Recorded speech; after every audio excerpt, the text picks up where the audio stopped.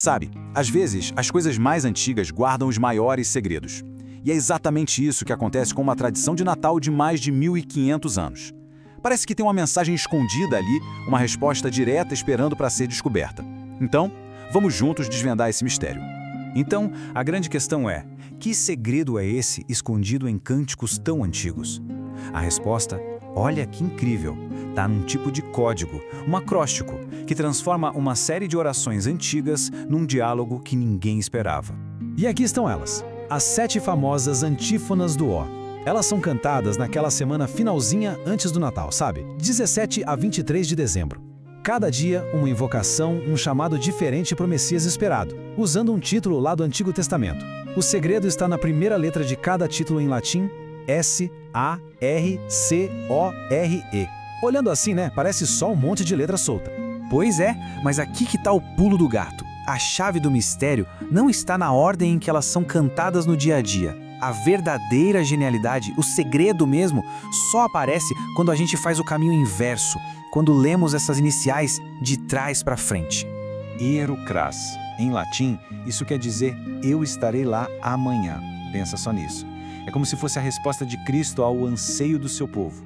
Enquanto a igreja reza ou clama, vem, a própria estrutura dos cânticos responde, calma, eu estarei lá amanhã.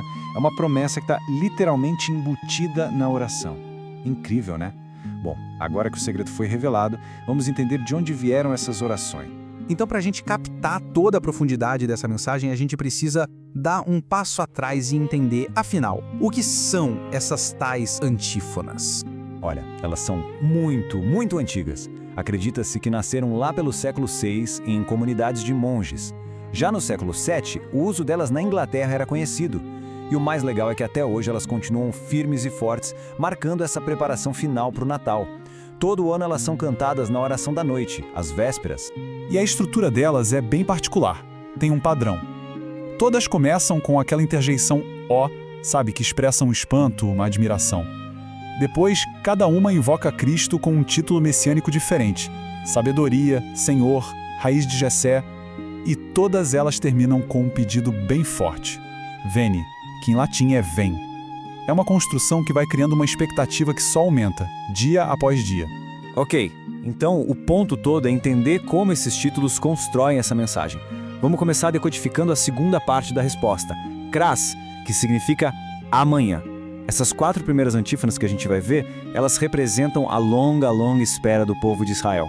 A primeira é ó sapiência, ou ó sabedoria. Aqui a invocação é para Cristo como a própria sabedoria de Deus, aquela que já existia antes de tudo ser criado e que com força, mas também com suavidade, organiza o universo inteiro. É um jeito de reconhecer o plano divino desde o comecinho de tudo.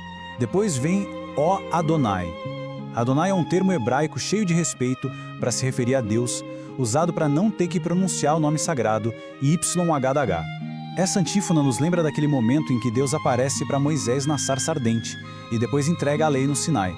É uma invocação ao grande guia e legislador de Israel.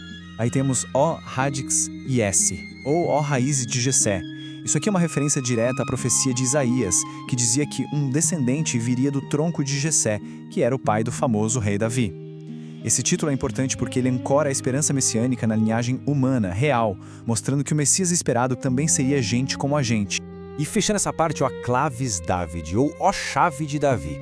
Essa invoca Cristo como aquele que tem a chave de Davi, ou seja, o poder supremo de abrir o que ninguém fecha e fechar o que ninguém consegue abrir. É, no fundo, um pedido de libertação, um clamor para tirar os prisioneiros da escuridão.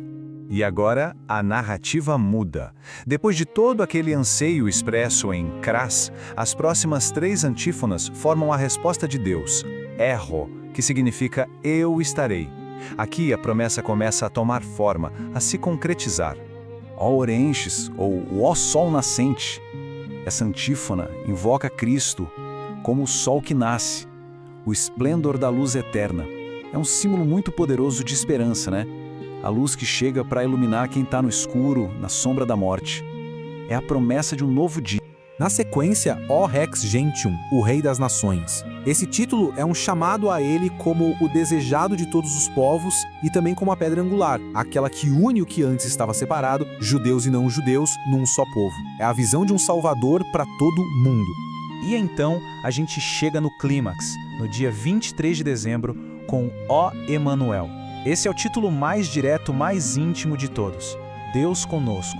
É a realização daquela profecia de Isaías. A espera meio que acaba aqui, com a confissão de que o Messias é o próprio Deus que veio morar no meio de nós.